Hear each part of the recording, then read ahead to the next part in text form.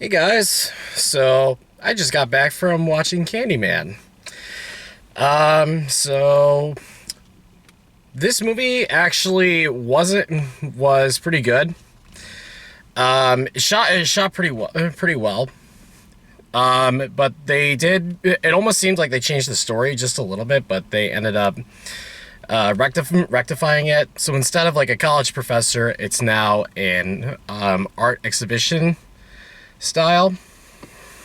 Movie is shot pretty well. There are like, and despite the fact that Jordan Peele, as far as I can tell, did not dip his toes into this all that much.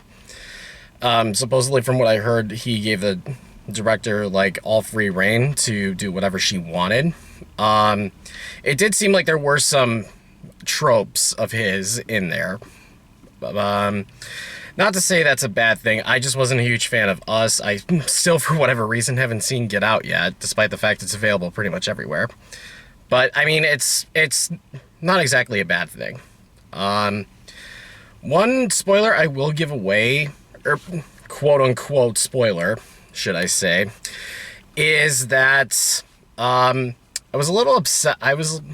It kind of sucks that they didn't use that like Candyman mural that is well known, like the one that Helen uses to enter his mouth, which enters like the gateway to his realm, shall we say.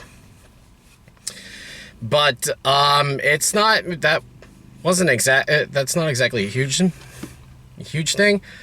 And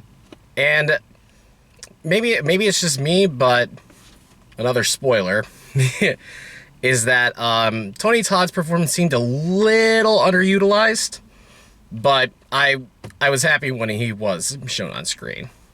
But maybe it's just me, but it's a little underutilized. Also, I will say, for a negative aspect of it, the climax of it felt a little clunky. I'm not going to give away what happens, but it almost just kind of feels like a bit of tonal whiplash as to what happens like right at the beginning of the climax, shall we say. But I mean, honestly, I would still recommend this movie to anyone who's actually curious, who's familiar with this, because this is a pretty much a spiritual successor slash sequel to the first one. So if you're curious, I absolutely would recommend checking this out while it's in theaters right now.